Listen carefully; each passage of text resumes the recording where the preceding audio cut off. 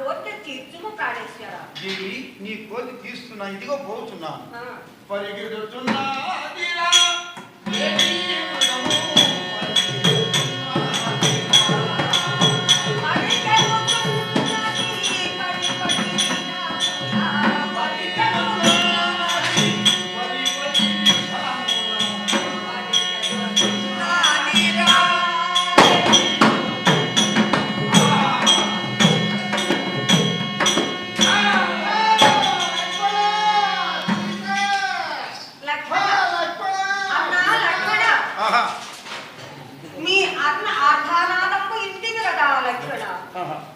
నీ అన్నకి ఏదో ఆపద కలిగినట్టున్నది కానీ నీవును పోయి నీ అన్నకు రక్షింపమని నేను ప్రాధేయపడుతున్నాను. నా మాట జవదాటక మీ అన్నను రక్షించమయ్యా లక్షణ.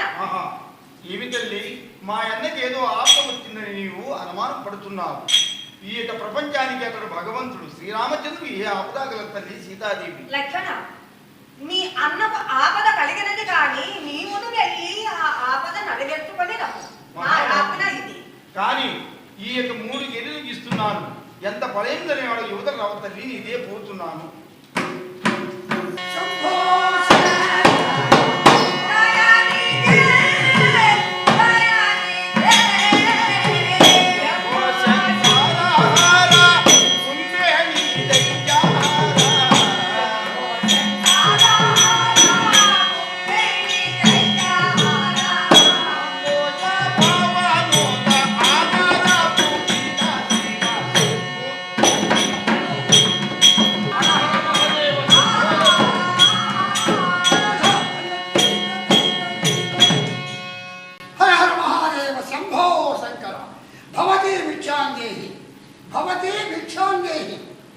అయ్యా యతీంద్ర, రమ్ము, ఈ ఆసనము పైన కూర్చొని ఈ ఫలంబులు భుజించుము.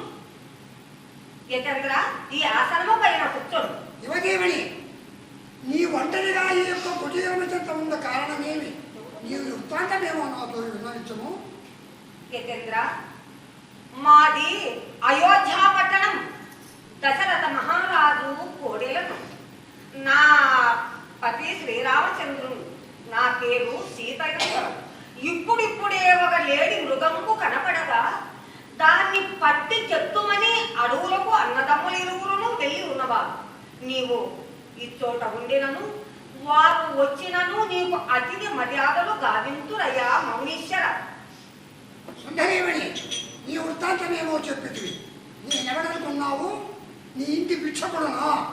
భిక్షకుడు కాదు, త్రిలోకవింత కాలంలో కూడా రావణ చక్రవర్తిని. నేను లంకాపట్నం వేలే భూపతిని. నిన్నిప్పుడే ఈ క్షణమయ్యే చర్య ఎత్తుకుని నా లంకాపట్నం చేసి చూడు. అవజ్ఞానుడా,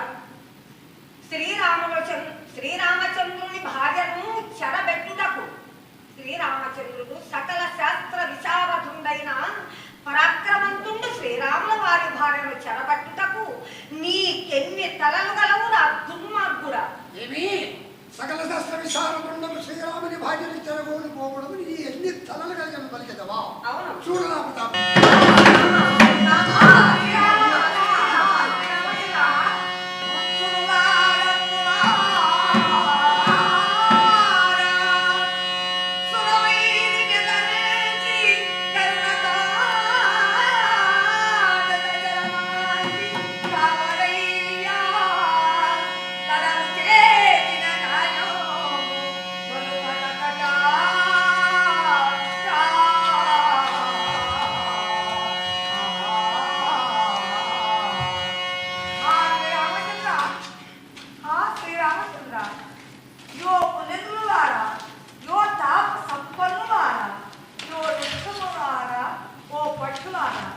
మీరైనను ఈ దుష్ట వికృతిని సంహరించి నా యావద కాపాడరాదా?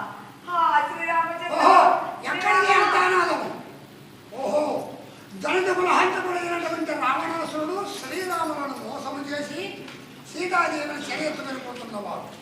ఏ విధమ చేతలైనా వానికి మాత్రం ఆ మహాతల్లిని దక్కనివ్వరు. ఇదే వెళుతున్నావు. ఏమిరా మిగులు పొగరెక్కి మిట్ట నిరబీరుస్తున్నావా? జగదేక మాత శ్రీరామును మోసము చేసి ఆ సీతాదేవుని చెర ఎత్తుకొని పోతున్నావు. నా మాటలు అంగీకరించి బుద్ధివంతుడవై ఆ జానకి మాత్రం నాకు అప్పగించి వెళ్ళు. దాని తలను ఊడదీయురా దురాత్మ. రే పక్షి, అయితే ధాన్యుతున్నావా? నేను పోతున్నాను ఇప్పుడే. కడములనగా ఓటమైన గోర్ల చేత నీ కలిబొమ్మల చదలమనకి నిన్ను వికలాంగుని చేసి సీతాదేవి శ్రీరాములకు అప్పగించేట్టు.